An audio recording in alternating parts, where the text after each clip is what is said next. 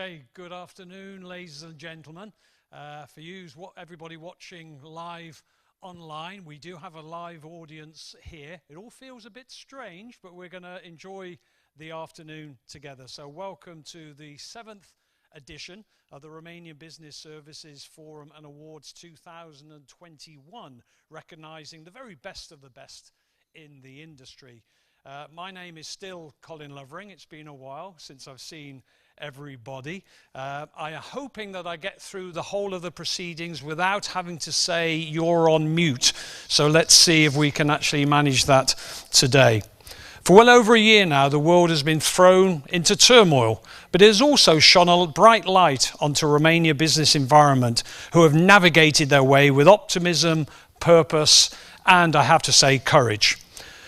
We only had the news yesterday about Romania enjoying the highest growth in the EU for Q1 2021, and we'll find out a little bit more about that later on. In a moment, we're going to hear of the experiences, the learnings, the insights, and the evolving strategies from our panel of fine experts gently nestled behind me. And the first session, the CEO Leaders Debate, followed by a presentation by Mihai Gavan about future technologies in the outsourcing services, which will follow at around 5 p.m. Then we will have a networking opportunity until the awards gala starting at 6 p.m. So a busy couple of hours ahead of us. Firstly, I'd like to thank our partners and supporters that make these events possible. Our gold partners is Société Générale Global Solutions Center, Citi, Majorel, Pentalog, WebHelp Romania, and Lovering & Partners.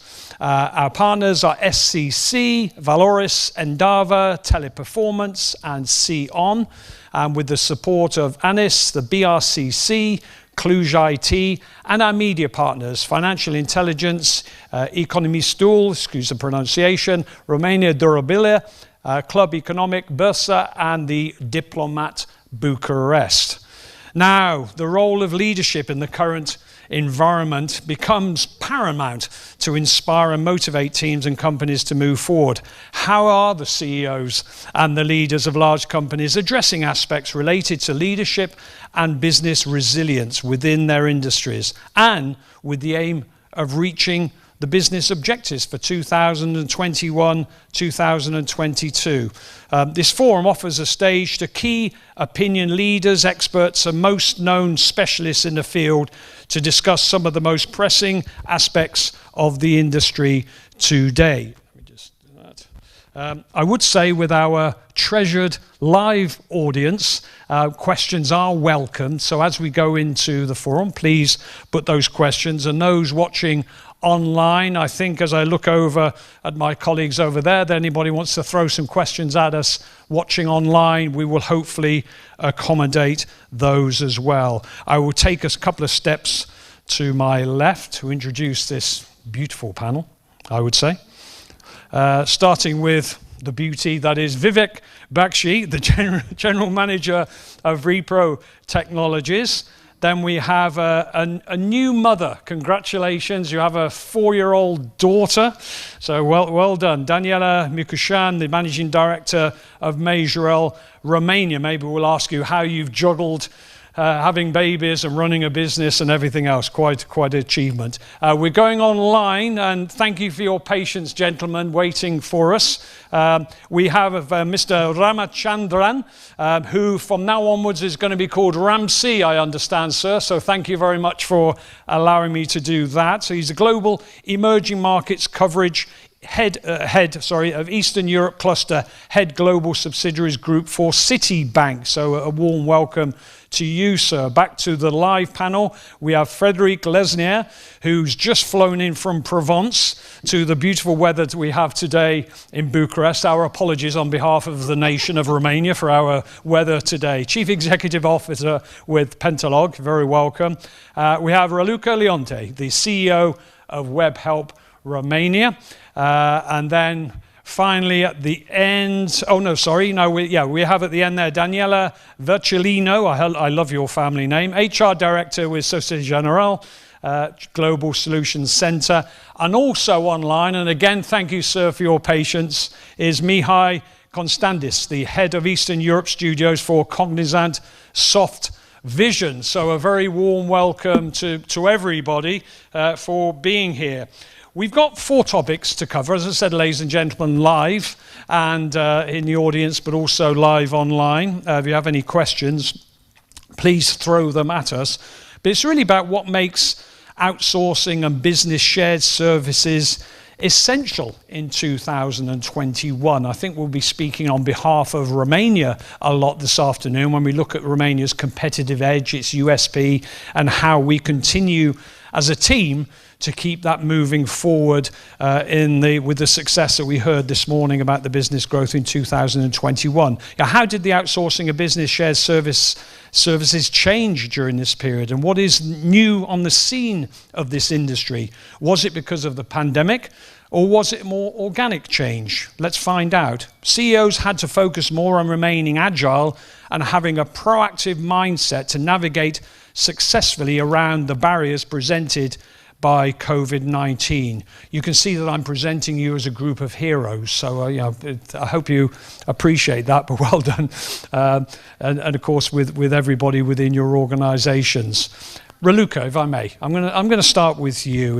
How did the outsourcing of business services change during this period, for good and for bad? What were the headaches, and what was the good things that were coming through, or I guess still coming through?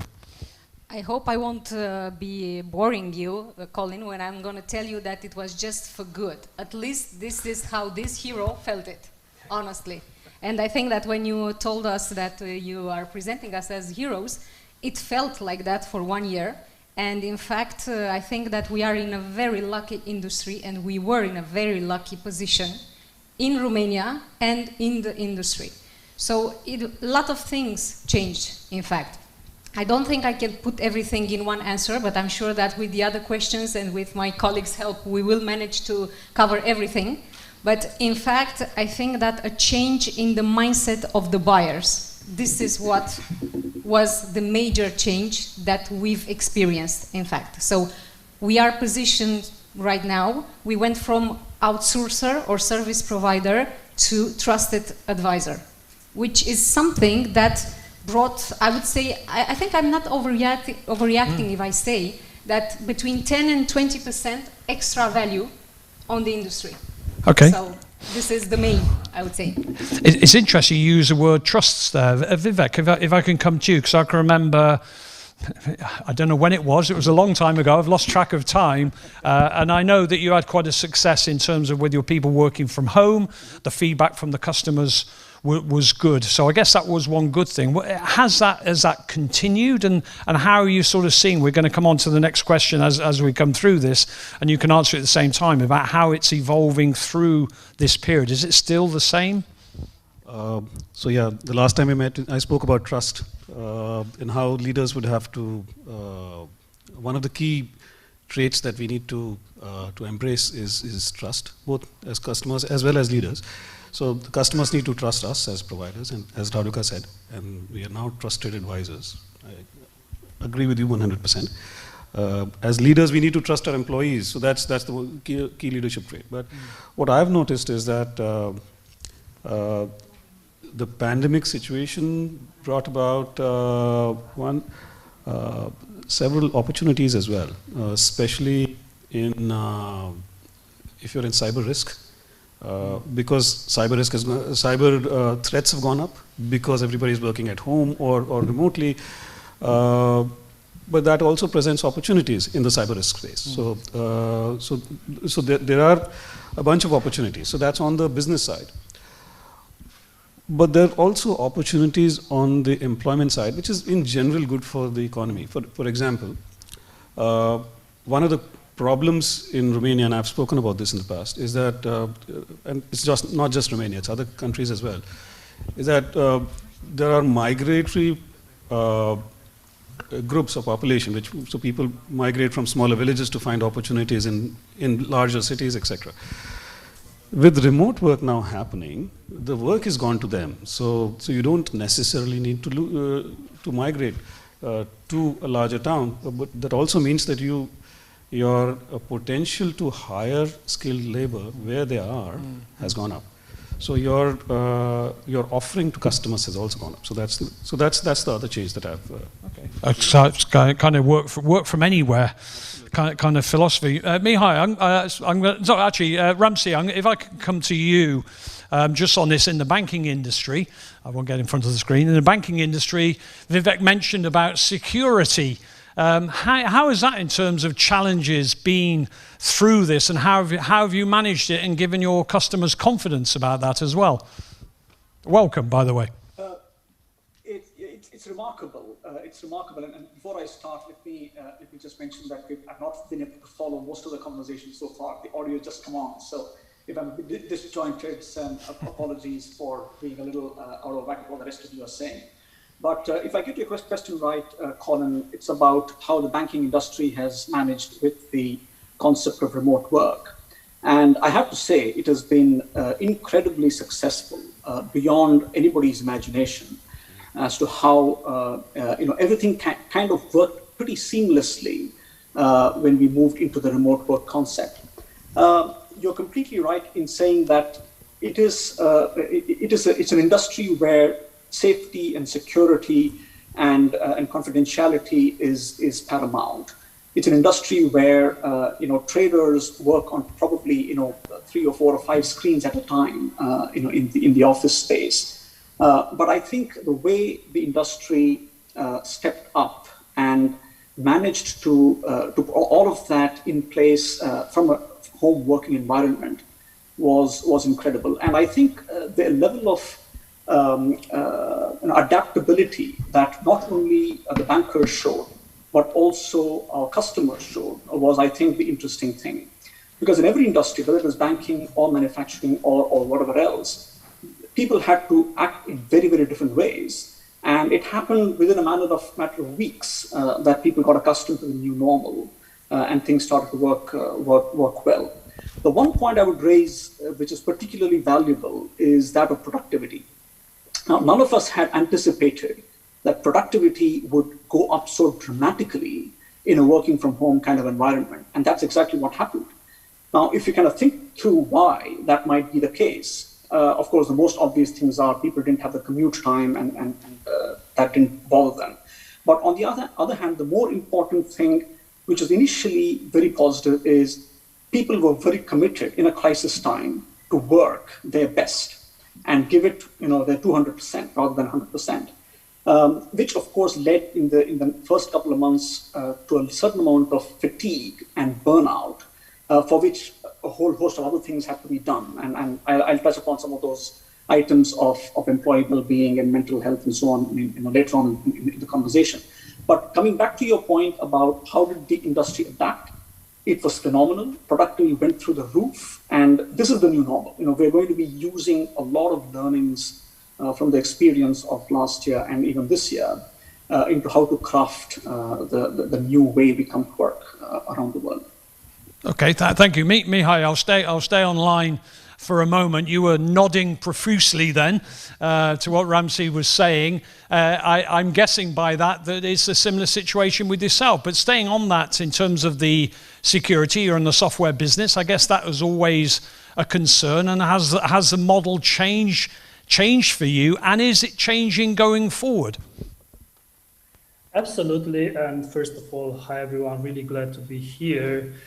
I think, if we look back in the history of software, the first challenge was to resolve the functionality part of the software, right? And that was many years ago. Then I think during the last 20 years, the non-functional aspects were absolutely key. Things like performance, security, scalability of the systems. Because, the more the users were using these systems, the digital systems, the more problems and the more challenges we've been seeing. So obviously the technologies have evolved so much that they can cover for these non-functional aspects as well. So right now, it is not enough to have a functional system. You need to have a secure system, you need to have a scalable system, you need to have the right performance to address millions of requests in a context in which the overall privacy and the security are absolutely paramount. And even more, in the last year, I think there was a clear pressure on the safety, the security, because many of the organizations were forced to use different digital systems in order to get in front of their consumers. So definitely, we are living in an era in which, again, technology is absolutely key, but the functional and non-functional aspects are definitely part of that experience.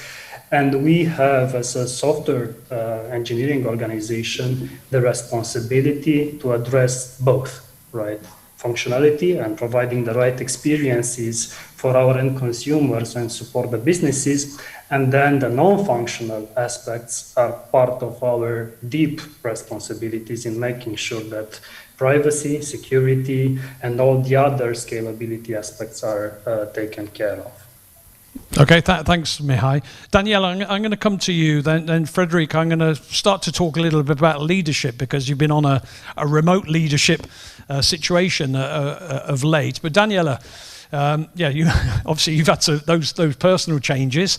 Has that, with your leadership, you've had some organic growth in the company, some substantial organic growth, and also through acquisition over the last 2 or 3 years. Was the old business that you're involved with, is that sort of the bit that's grown organically, or has there been quite a shift in the strategy through this time? It's a bit of both, I would say, for Majorel. We went through a merger, as you said, so it was a deep change for us, but it helped us to see how the market is developing and also open doors for new opportunities. So from a leadership perspective, what we did, maybe we changed the mindset towards more actions online as well. We launched 3 programs. One of them is the Leadership Navigator, where we talk about strategic leadership for middle management. There we have certain modules for our key people. Then we talk about talent enrichment program, where any employee of the company can adhere. And last but not least, we have, as Majorel, a feel-good program with ambassadors and managers who have discovered their talent to see what motivates our employees. So I think leaders can be only as good as their teams, and lead by example is what defines us. So here, passion and the drive to do more shows also the results for our customers, engagement and delivery on operations in excellence and in driving with passion all the results. So I would say a leader is the one who should show the path and encourage and empower. Okay, wonderful, wonderful. We should have written all that down. That was the first page of a book. But thank you very much for that. Frederic, I want to sort of come to you, talk about, if I can wander across here without getting the cameraman going crazy. But I want to sort of touch on leadership. You're running an organisation. You've been away for a period of time. Has it been like leaving the kids alone? From a challenging perspective, have they gone crazy? Or has it actually created this, a little bit what Daniela was touching on then, that maturity, that responsibility, that ownership that has accelerated things? What has been your experience? Definitely, success is a matter of empowerment, and everything we can do to encourage that, we have to make it. So the current period was indeed extremely exciting, and when we look at what we have to do as leaders at this moment, we have to help people understand that maybe we are going into something new, which might be the beginning of re-globalization. Because if you remember, a year ago, there were plenty of people everywhere in Western countries saying, oh, maybe it's the beginning of relocalization. Maybe you heard that. And a year after that, we are completely on the contrary, because the remote economy is the obvious. And so maybe we are entering something which is much more a reglobalization, and we have to help our employees and partners understand that through probably new ways of organizations of companies. So in my view, at this moment, empowerment has never been so important. We've had a fantastic test last year. I think Mihai was saying how afraid we were with security issues potentially and things like that a year ago. But we've been through, and very easily. So I think that's the lesson. The lesson is that now we are in front of something new, and that new thing, probably, for me, in my view, it's now helping organizations understand that they have to go in every direction of agility, and not keeping agility for tech delivery, but generalizing it all over companies. Okay, thank you, Daniela. I'm gonna touch you because I'm just wondering. I'm going to go to the end, and Vivek and ask Raluca as well about their leadership roles and about the skills that they have, and not just from a CEO perspective. I guess, when somebody is promoted into a managerial position, it probably because they've excelled in the job they were doing at the time. So a great salesperson gets to the front of the line to be the next sales manager. Then obviously being a manager is very different from being part of the team. In terms of leaders, senior leadership, are you getting people knocking on your door and saying, Daniela, I don't know how to handle this. This is way out of my scope, and I didn't study this at university. Well, it's working. So for sure, what we realized, and it was year back, it was definitely before the crisis, is that the best expert is not always the best leader. And sometimes, of course, you can, let's say, develop certain skills and competencies that you need, sometimes not. So there is this matter of potential that actually in the leadership model of Société Générale has started to become extremely important around 3-4 years back. Therefore, when we discuss about promoting, it's not enough to be a good expert, but you need to have the potential to grow into a leadership role. And we realized this because we did our fair numbers of mistakes in the past. When people, after being promoted at some point, said, well, I want to go back. I want to be the expert. I don't want to be the leader anymore. So this is why we rely very much on potential. I think what actually this year of crisis, pandemic, brought as a new dimension for leaders was something that probably we still need to build on, which is actually a human kind of competencies that I would call compassion. And compassion embodies a lot of skills there. From understanding a lot of differences that today in the new reality happens. Okay, Raluca, compassion. Now I've known you for many years. Yeah, you don't see any compassion. Right? No, I wasn't going to say that, but I do see. I've always known you as a leader, very much a hands-on leader, and really a driver, a general of an army. It is not for yourself particularly, but for leaders in general. Are we still able to do that? Because I guess people still are looking at us to lead. They want to be us to be the general, and to lead along the way. Is that been a challenge for you? Are you finding yourself involved, being more of a therapist than a leader? Well, for sure there is this therapist side that has been developed a lot in the past year. But you know how they say that culture eats strategy for breakfast? Yeah. Well, last year culture ate strategy and COVID for breakfast. I can assure you. So never before I've seen our culture that live, So it was really the moment where we saw our culture working, at work, hands-on. having the startup mentality and entrepreneurship spirit, in fact, helped a lot. So everybody was hands-on. Everybody was doing or playing the therapist role, honestly. We had open a care line 24/7. During the night, people were calling just to say that they cannot log on, they cannot handle remote work, I would say, but not necessarily from a productivity perspective. It was just that it was hard to sit in front of a laptop all day long.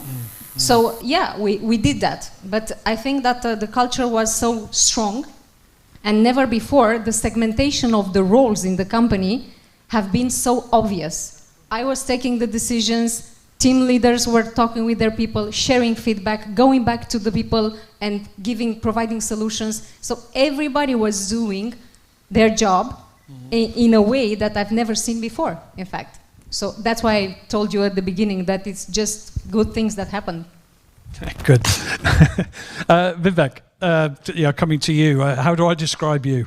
I guess you're known as a great delegator, and you put a lot of trust in your team to do the right things. Has this sort of created a situation where maybe you're letting too many, not you particularly, but CEOs maybe letting too much go out of their sort of the control part of things, and is that a danger going forward, or should we find a balance, or am I answering my own question? You did, didn't you? So no, I've never found a problem in delegation. I don't see the pandemic changing a lot of leadership traits, except enhancing some or requiring some additional ones. The trust element remains. In fact, it goes up. So your point on delegation, I think it's more needed, right? So, and it's the only thing that I saw changing was that the amount of connects leaders needed to, or the amount of connects that are needed at an employee level, at the grassroots level. We needed to increase that, so people don't feel because they're not physically there in the office, to kind of be connected with what's happening in the business, to know they're still contributing. The number of connects we have increased. So call it town halls, call it direct leadership connect, call it coffee sessions, whatever. So the volume of that has increased.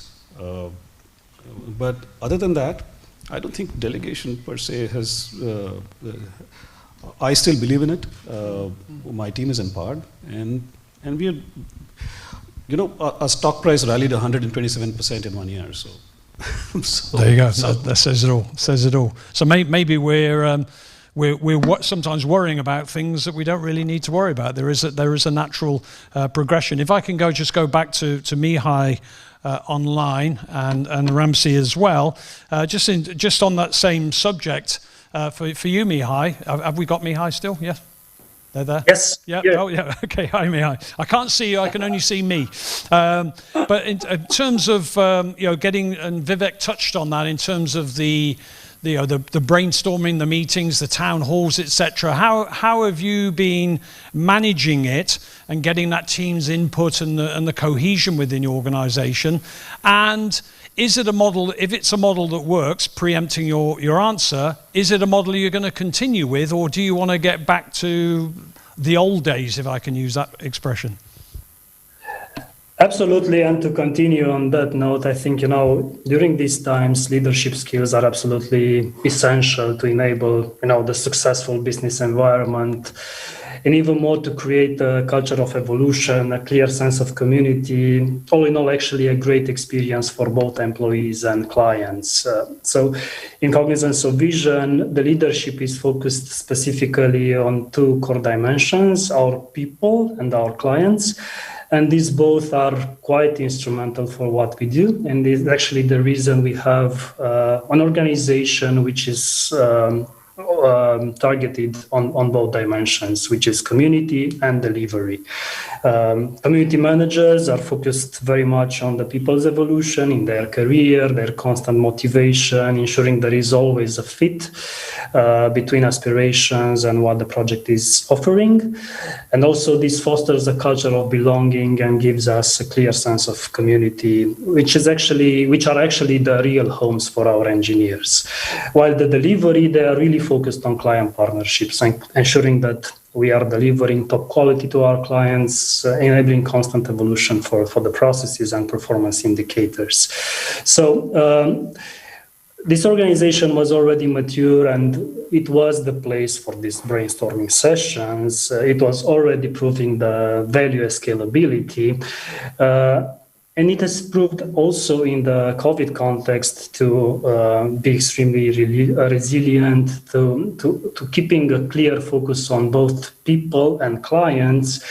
And we actually managed to evolve this model to the virtual world and still collaborating, delivering very well, remaining close to our clients, helping them accelerating their digital initiatives.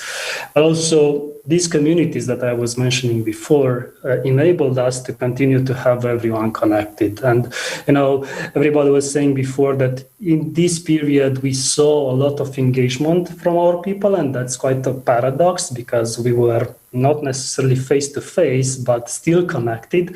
I think, definitely it has pushed the organizational models. But, I strongly believe that for us, it was another proof that we were really well structured from a people management perspective. So I don't think, as a learning, I don't think that the physical distance is an issue anymore. I think we can organize and create hybrid environments in which we can be face-to-face, but still also have people who are participating remotely like we do right now. So I believe, the key learning is, yes, a hybrid model will be the future. And I think what's key is our attention to people in general. Okay, thanks, Mihai. It's always interesting to me that you find the technical people are quite happy to stay online for the rest of their lives, I think, aren't they? So, Ramsey, just coming to you on this subject and just moving forward, I guess it is fair to say there is light at the end of the tunnel. The fact that we're all here today is testament to that, and hopefully that will continue and everybody stays safe and we move into a changing world. We're not going to go back to what it was.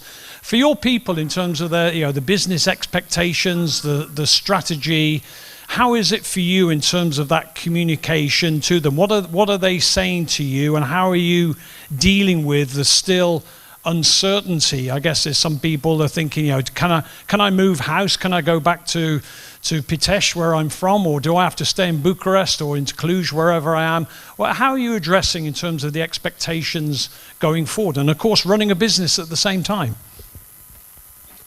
So it is still very, very uncertain times, right? Let's be realistic about where we are. A whole lot of countries, particularly in Asia right now, who had in the first wave of the pandemic thought that they had bitten the bullet, are now seeing a real new spurt, and none of those countries has enough vaccinations. And I'm not talking about Southeast Asia, I'm talking about India, I'm talking about a whole lot of other countries.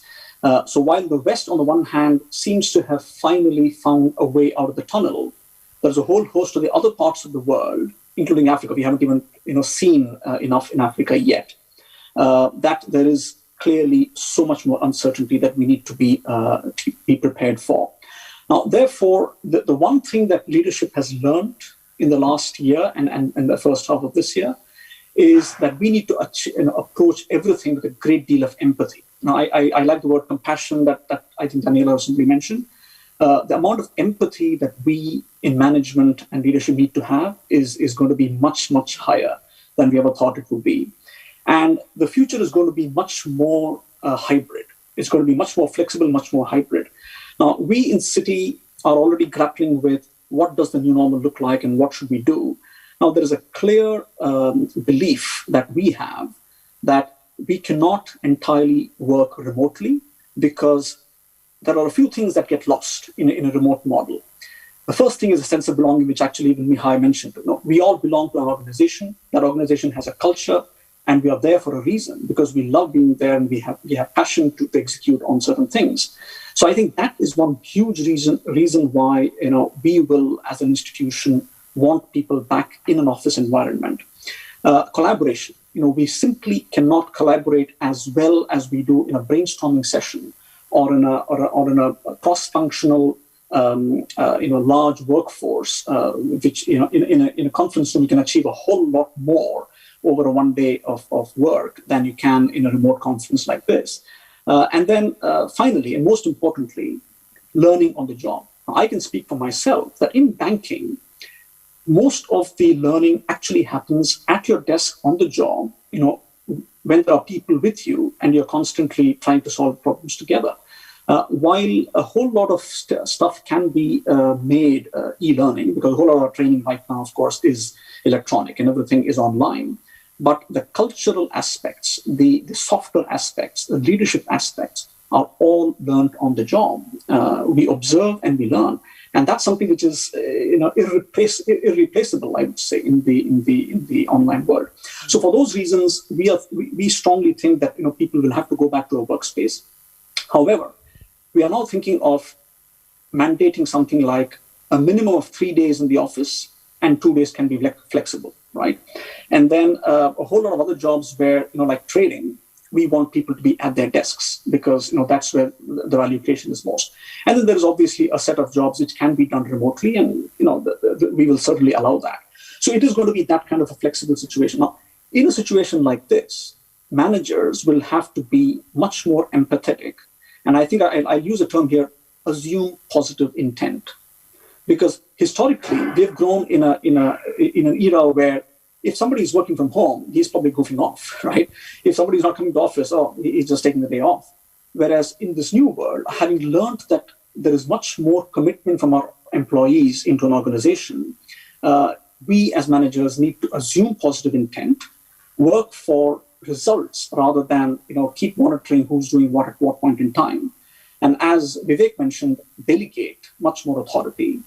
I would say to much younger people, because the younger people are much more innovative, much more creative, and the more you bring them into the entire process of management, the more value gets created. So I think we have all learned through this terrible pandemic to enhance value in very different ways, but it will be a very hybrid model. It's not going to be a one-size-fits-all approach. The more flexible we are, the more productivity we will get, and the more employee satisfaction we will get. And the final point I want to make, and I don't want to take too much more time on this particular topic, but employee satisfaction. Employee satisfaction for us last year went through the roof. And the reason for that is because of empathy. Because we know, and we went back and back tested, what are the reasons why we had so much more satisfaction and motivation levels? It's because the organization was taking a huge lot more extra care that wasn't visible before. And that automatically engendered a lot more positive work and feedback from the workforce. And I think that's phenomenal. That's fantastic. And I think we are not alone in having that experience in our organization. Okay, thank you, Mihai. I am going to come immediately back to you, if I may, my friend, because there was a passion in Ramsey's voice there about getting people back to the office. You have got it in a software industry where I guess the ability and probably the productivity is actually better in many ways, depending on the job at hand and that person doing it. What is it you see in terms of, I guess it depends on the industry that you're in, but how do you see it going forward? Do you see a similar model that Ramsey's mentioning with that word hybrid, which is very much in our vocabulary at the moment? Yeah, the key word for us is definitely experience. I think we are living at times in which the experience we all see and live is absolutely key. So we are spending so much time working that the experience while working is absolutely important. So indeed, what this past year has taught us is that we can definitely rely on the productivity. We didn't see any impact on productivity. Maybe on the contrary, we saw some positive effects on the productivity. I completely agree with Ramsey's point on the trust we should give our employees. I think last year really pointed out the fact that we should trust everyone working for us, even though they are not in the office. So our concept regarding the future of work is relying on a vision that has some keywords in it, which is flexibility, trust, optionality, and everything in a hybrid approach, which combines working from home with working from the office based on the different activities that the employees will engage in. So for instance, if you have some focused work that you need to really spend time working heads down, focusing on that specific activity, then most probably you should be encouraged to work from home. But if you have activities that requires you to connect with other people, to share ideas, creative thinking, the social part of it is also an important aspect of our communities that I was mentioning before. If you have all those things in your agenda for a day, you should come to the office. You should come to the office, connect, brainstorm, and make sure that you leverage those positive energies that a group of people will have. So our vision, again, is having these principles and making sure that the experience of our employees is the best, combining the two worlds. I think we learned a lot in our long history of working from the office. I think we learned a lot during the past year of working from home. The future is about combining the two and still learning, from this new hybrid model on how it will look like. Okay, and just for, you probably saw me, but Ramsey was nodding away there, so you guys are on the same page, which is good. And you mentioned the word empathy. I caught Raluca's eye for a moment when that word, and we smiled at each other. I'm not sure why, but we'll come to that. But Daniela, I just wanted to talk about, we talk about empathy, and we talk about all the work that you guys and your fellow business leaders have done to help employees, help the teams through this very difficult period. I know in HR has been very busy, and we'll come to your job, which I think has changed quite a bit over the last few months. But let's have a bit of empathy for you guys, just for a little moment, only 5 minutes, just 5 minutes empathy for you, or sympathy maybe, and really sort of we touched on the communication challenges and really helping our teams through it and showing that great leadership. But I guess it can also include some financial challenges along the way, which may need some decisions making, whether it's people decisions, whether it's strategy decisions, or whether it's something more bigger than that. Daniela, how have you sort of balanced the books, and what has been sort of the challenges out there, and what have been your experiences from that in terms of running the business and also being literally a mother, but literally a mother to your teams as well? Yeah, thank you, Colin.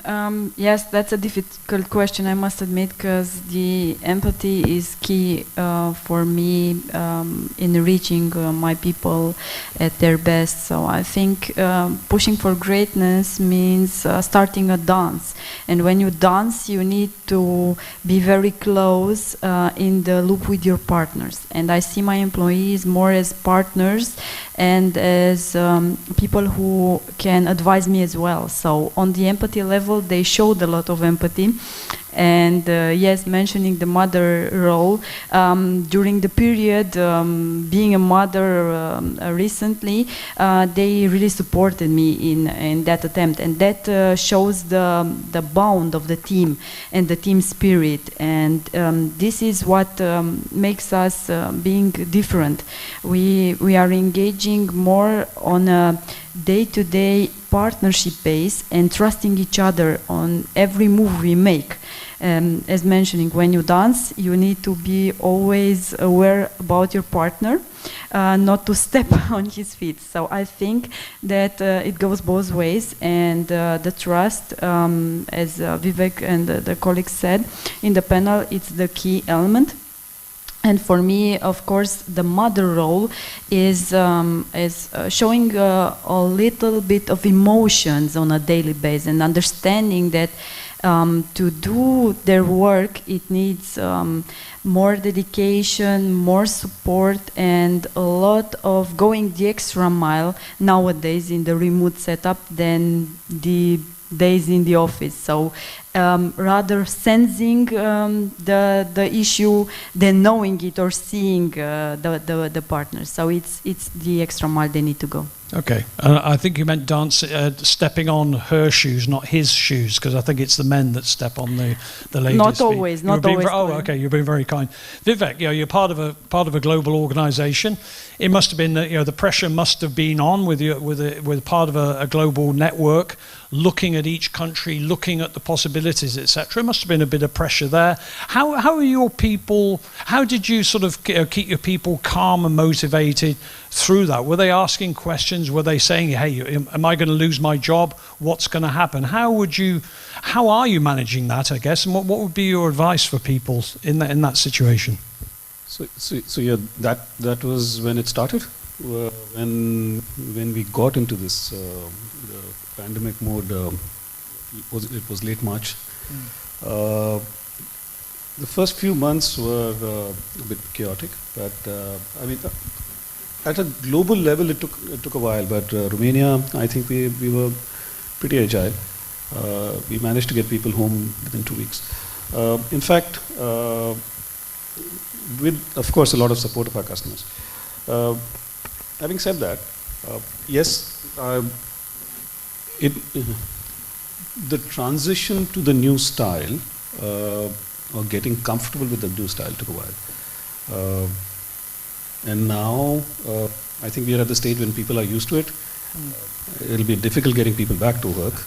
So we will, although there have been asks, and we, globally, we didn't lay off a single person.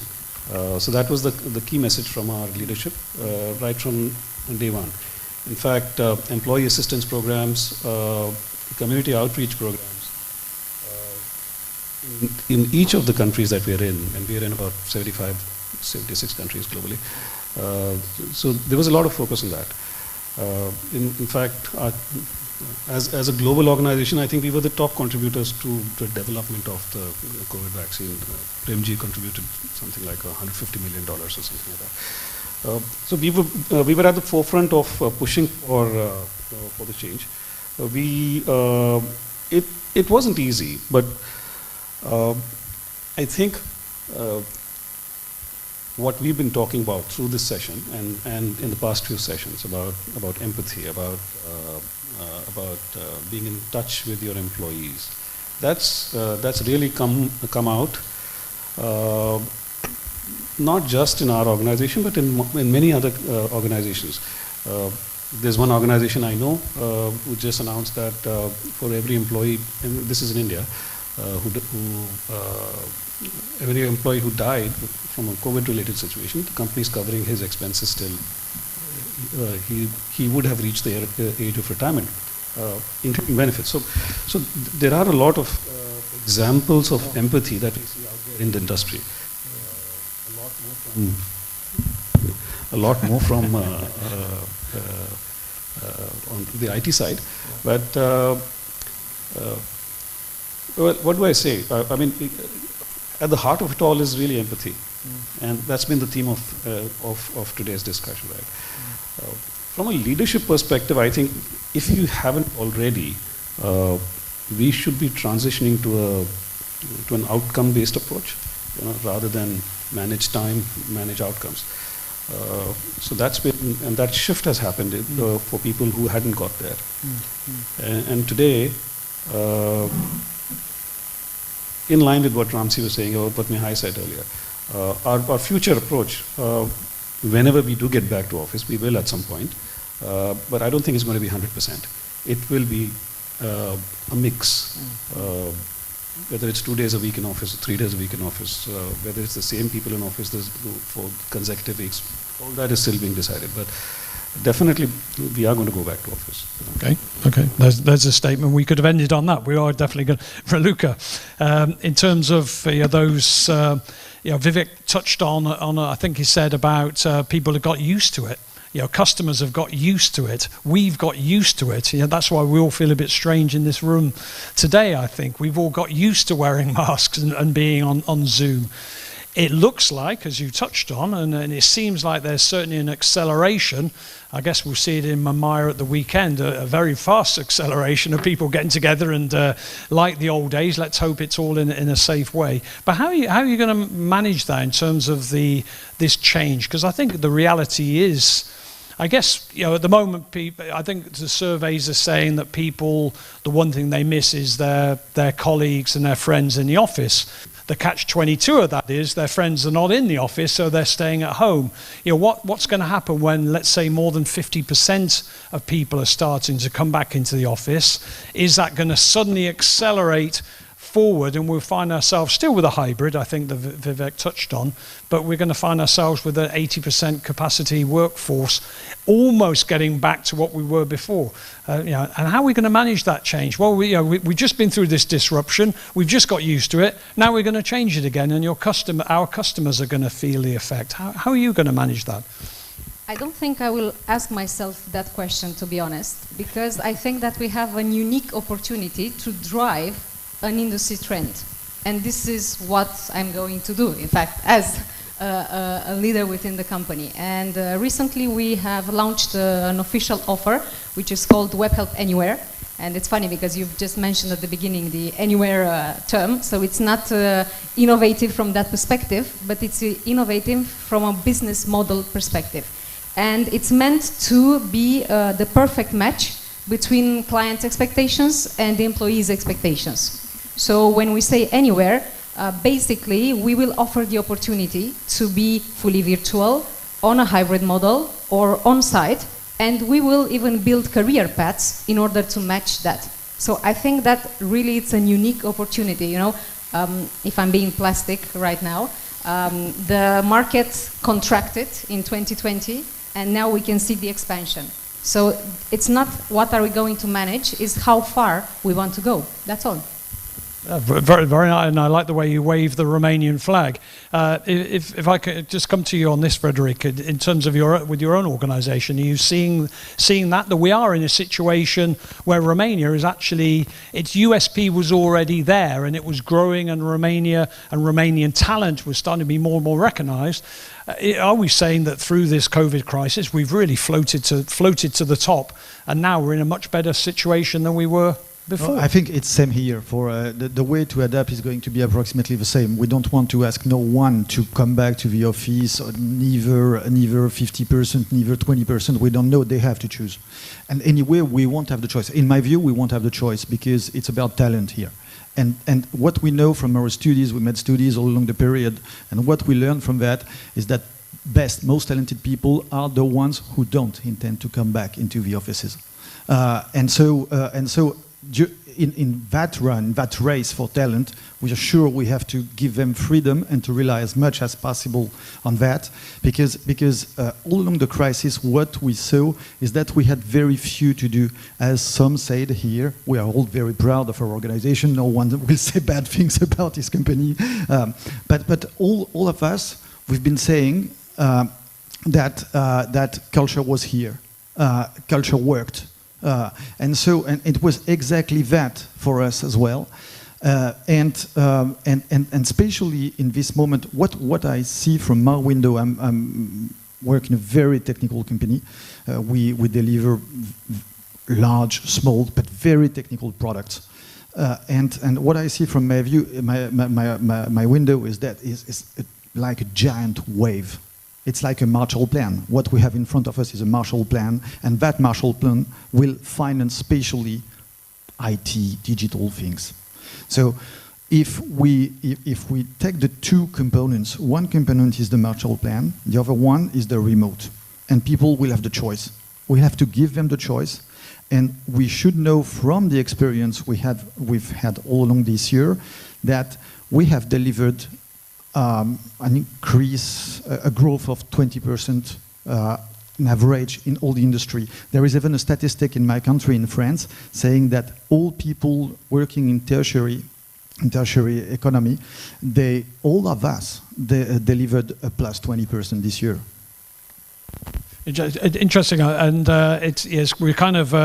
I said I started with the expression "waving the flag," and there is very much that sort of ascendancy in what we're doing. Daniela, I'm going to sort of the final part of this is really we talked about the workplace, and I think we all agree that we are going to are going to have more and more people coming back to the workplace. What is how do you see the changes in terms of the workplace culture and the way things will happen in the workplace? We talked before, and I think everybody here misses that spontaneity, those sort of ad hoc meetings and things, which I think are very important to the input part of a business. But how is the culture going to change? It's going to be, even today, I was shaking hands with a couple of people, and although it felt okay, I've been fully vaccinated 4 weeks ago, it still felt a bit weird. It still felt, excuse me for anybody I did shake your hand, I didn't mean that personally, but how is it changing, this workplace culture? I think I would agree that to some extent hybrid model will be something that for sure also Société Générale will embrace. But as Ramsey and Mihai said, it's not that we will embrace a hybrid model because actually we want to see people in the office, but it's because we see them asking us to be in the office, but for different reasons than in the past. They don't need to be there to be productive. They don't need to be there to deliver the work. They don't need to be there to, I don't know, sign papers or tick any boxes, but they want to be there because all of you today, you are here and you are not online. Because there is a part of actually, that is part of the workplace, which is actually the human interaction that you cannot replace in any online systems. And believe me that we've tried.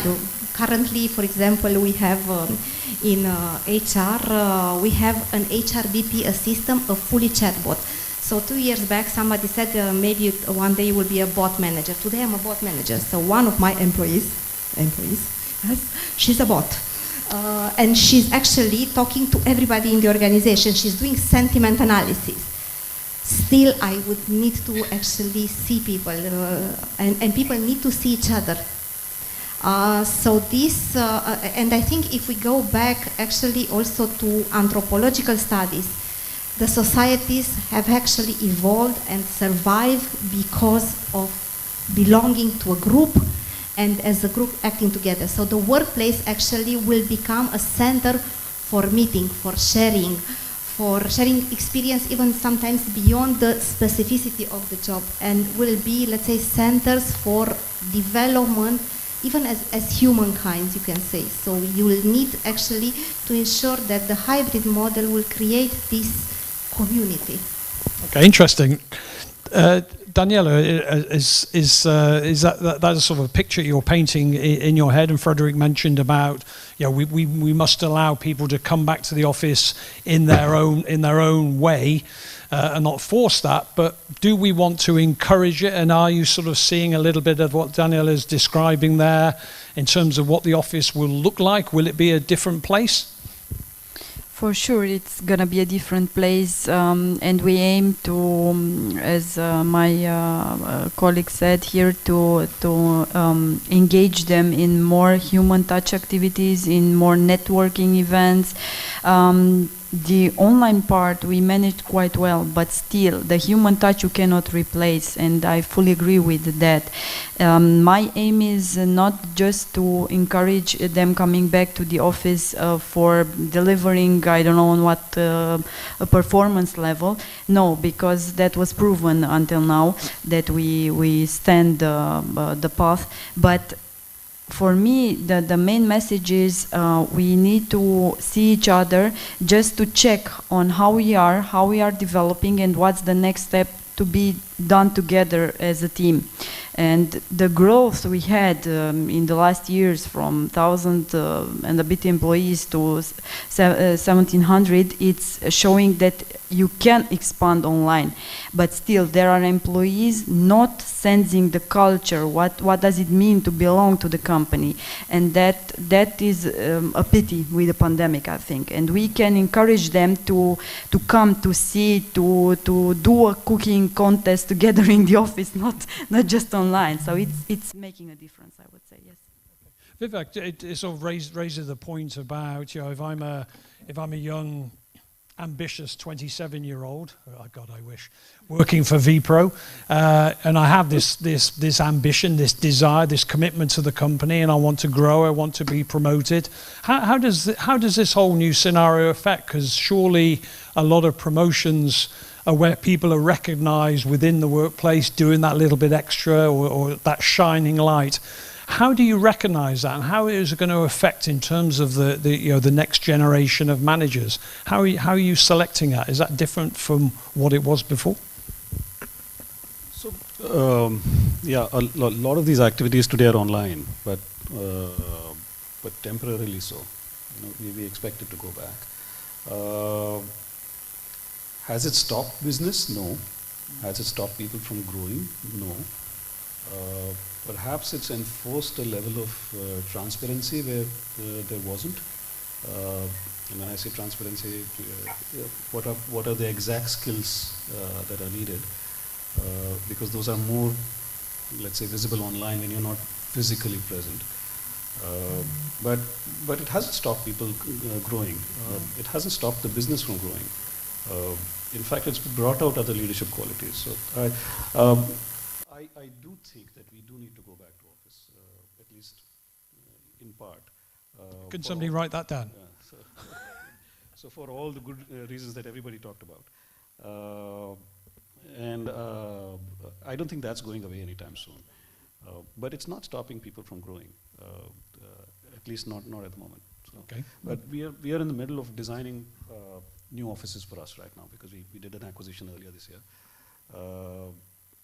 But we are designing with the new service, new way of working in mind, you know, where we expect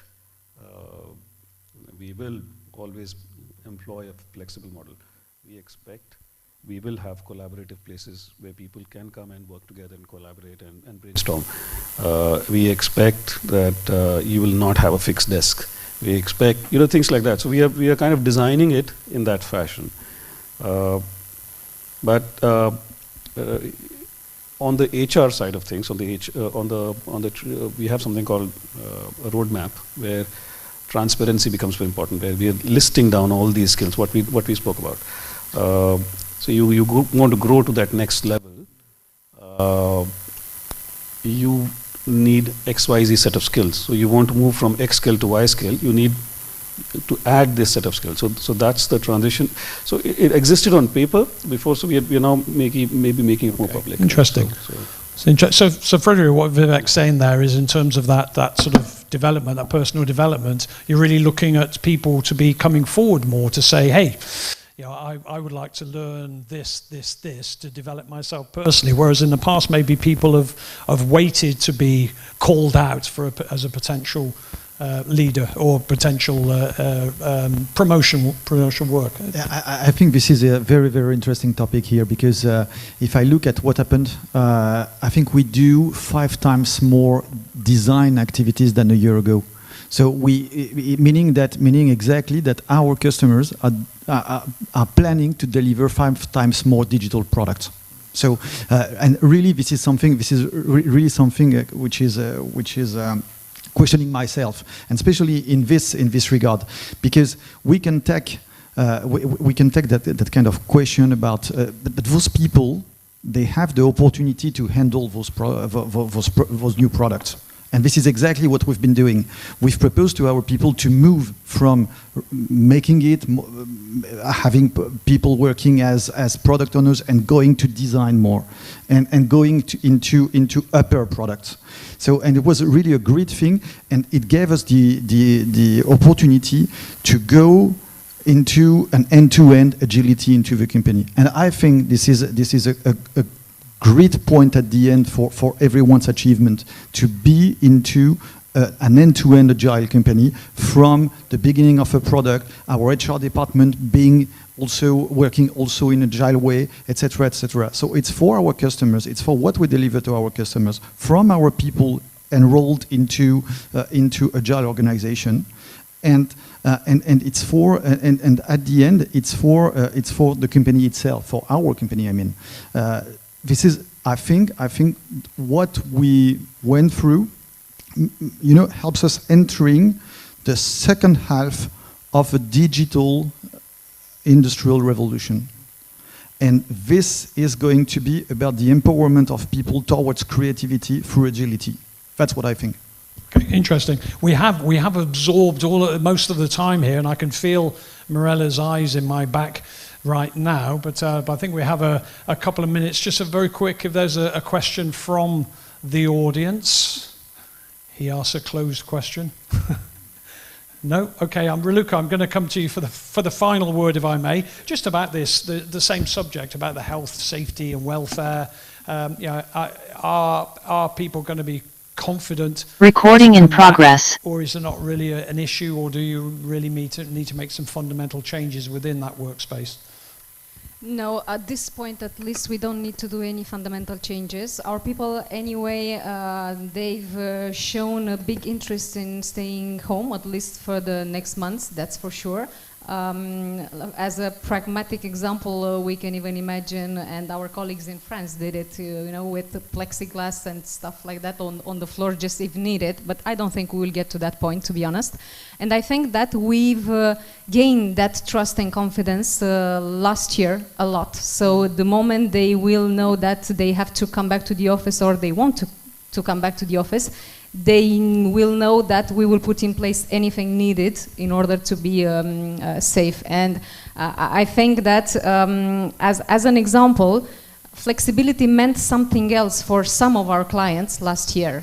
Flexibility was, are you able to work on site during lockdowns? So we had 200 people who came to the office every day, but really every day during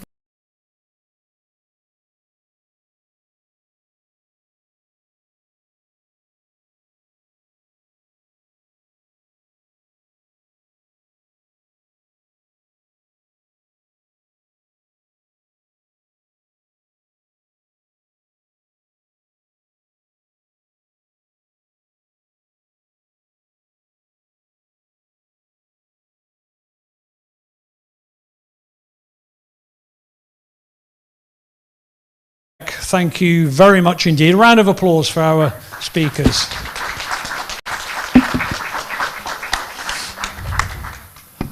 Okay, our next, we're going to have a short presentation about the future technologies in the outsourcing services. And we have Mihai Gavan, the HCM Global Sales Director for TotalSoft. He's online. There you are. Recording in progress. I just wanted to make that entrance. I'm here. Thank you. Welcome, sir. Welcome. Hello. How are you? I'm good. I'm good. Yeah. You? How are you? Very good. Okay. Thank you for the invitation. I don't know if it's necessary to speak in English or to speak in Romanian. How do you prefer? It's okay, both. Okay. My colleagues told me today that we will be present here in your event, and for the second time, thank you very much for your invitation. Recording in progress. I want to tell you that in the outsourcing services today, on a global manner, everybody is looking at technology. Because when you say outsourcing, you can outsource two type of things. First of all, you can outsource the part that the human can do it. And the second part is the services that your company is doing it. So for the services in your internal organization can be automated by technology. It's very simple. So I was reading a couple of days ago I was reading an article that in 2035 there will be only 30% of the jobs that we have today. Only 30%. The other 70, they will not. They will die, but they will be changed by other type of jobs. Like, okay, today we are making services for maintaining servers. Tomorrow we will make services to maintain chatbots, as you said, or the RPAs, robot process automations, that, as you know, right now everybody is talking about it.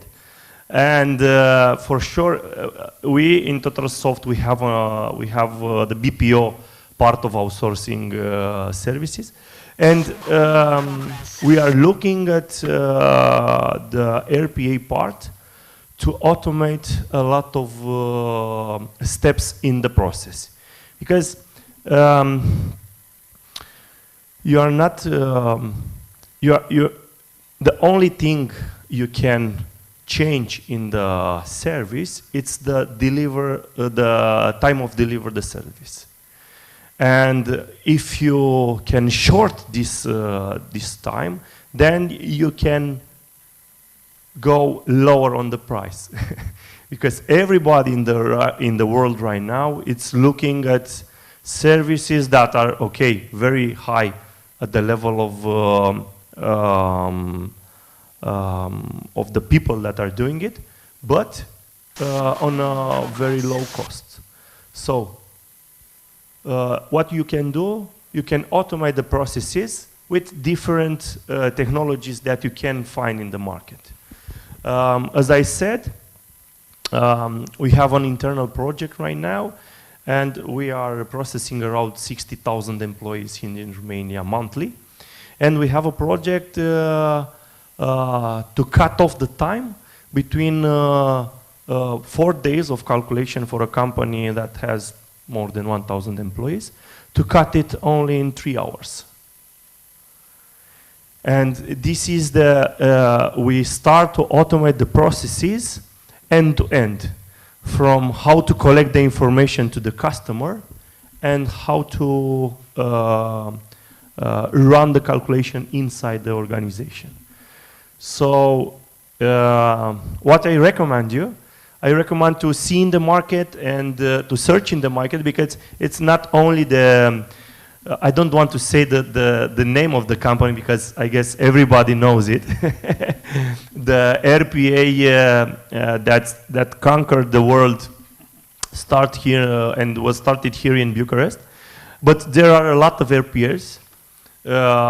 If you search RPA on Google, you can find more than, I don't know, 10 or 20 companies that can deliver that kind of technology. TotalSoft is not one of them. We are not. I'm not promoting the RPA of TotalSoft. No, we are not doing it. I just want to say that you can search it, and for sure, if you want to automate the outsourcing services that you provide to your customers, you can do it. We started the project internally a couple of months ago. And right now it's at the end, and we start to test it, and I guess the results are very high. Also, you can implement chatbots, as you said earlier. You are a manager of a chatbot. How you relate with it? As a colleague, okay. We are calling it as a colleague. It's our HR colleague. Her name is Timea. So we are also discussing with Timea when we need something. So it's also a different part of the services that you can provide to your customers through new technology. The chatbot can answer and can start different part of workflows inside or outside the organization.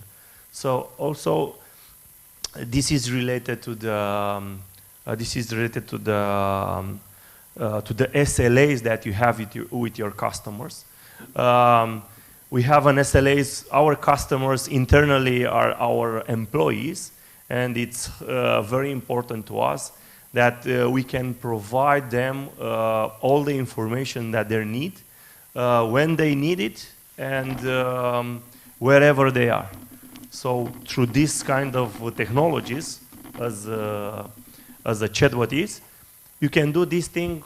I don't know. You can speak with you can talk with the chatbot via, I don't know, WhatsApp or Facebook Messenger. Imagine that you are a customer and you want to know what your energy bill is. What's the value of your energy bill? And you just search it on WhatsApp and find NL and say, hello, I am the customer Mihai and I want to know what's the value of the bill. And everything will be, you will have all the answers instantly in the chat as you are talking with a human or you are talking with a colleague. So I was saying that the services, outsourcing services, from my point of view, will change a lot in the future, and the base of this change is the technology, and the jobs that we will have in the next years will be based also on getting the robots. Not getting the robots to ensure that the robots are doing their job. This is the future. Thank you very much. Thank you, Mihai. Thank you very much. If you have any questions. I do have. Yeah, please. Well, I fully agree with what you're saying and about the future Thank and everything. So, I want to share something from my experience because I'm selling and our company is selling RPA and chatbots and everything. Perfect. We have acquired new technology companies especially for that, to be able to transform our BPO services. You have to give me some bonuses for that, you know. And in fact, what nobody talks about, besides outcomes and the future, the transformation and everything, is how do you sell that to your clients in the BPO? How do you split how do you do the gain share within the models? Because we are all working with, let's say, classic or transactional models that we have been developing for the past years. So there is a question there, and it's not that easy to explain to the client that, because we don't want to embed technology just to sell cheaper, you know, it's not the purpose. We want to transform and to bring some added value to the table. And in the same time, how our managers and how our people will need to be upskilled in order to work alongside with the robots, or the managers to handle the robots orchestrator. So of course, it's super shiny, and I'm the first one who's selling that that shiny part about the future. But in the same time, we need to work a lot to put this into a reality that will end with new business models. In fact, for the BPO industry, okay, I'm not talking about the tech industry. No, so just for the BPO, in this context. Frederic, what was the question? Question I wanted to see to challenge you a little bit, if you consider that this is a reality to take into consideration, or you think that it should be simpler than that, maybe. No, actually, as I told you, we are doing it right now in our BPO services. So this is the reality. And for how to sell it to the customer, if you are not selling it, the customer for sure will ask for that. Because everybody is talking about these buzzwords, chatbots, RPAs, automations, and the customer is curious and come to you and say, okay, what about that? Can you present me something relevant to that? Can you improve the services with that? Can my employees access this kind of technology with the scope to have the answers at whenever they wanted to and wherever they are? So the question is, I guess the question is, not the question, but the answer is the technology is between us and it's just a matter of time for how long it will take us to embrace it. It's if you are making a parallel, imagine that in 1990 the internet started. So after 30 years, everybody is comfortable to put their bank account in an internet website. I'm convinced 100%, no worries about that, honestly, and I'm selling that. Trust me, it's just that I think that we have to put a lot more intelligence as BPO providers into that. Yeah, can I try to also answer your question, Raluca? Because indeed, I think when I look at all the outsourcing industry and whatever kind of outsourcing it is, more process or more IT, we're at a terribly poor level. I mean, compared to customers in general. I mean, the way we sell our services, for instance, is terribly poor. So I think one of the revolutions we have to handle is precisely to introduce those technology into our companies, and so proposing those companies sold by those technologies. So technologies selling technologies. So I think when you look at another level to AWS, for instance, which is probably a name that everyone knows in the assembly today. So when you look at AWS, you have a catalog of services, and you connect to a catalog of services with plenty of descriptions on how it's going to work. You can make a test and so on. Those are things that we can do with those robots easily. So I think definitely that we have to completely you know, when I came here, I didn't know it will be something so much HR. and as a CEO, I think HR part of my day, and the rest is something else: strategy, sales, marketing, whatever. But I think that the go-to-market of our industry has to be completely reshaped. Yeah, the sales model, it will be totally different. Okay. From my perspective. So I guess it will be more easier to sell the tech than the services. The services, it will be only a consequence in this equation. Okay, thank you. If you need a book, I can recommend one. No, I'm joking. Thank you, Mihai. And my apologies to Ramsey and Mihai if they're still with us.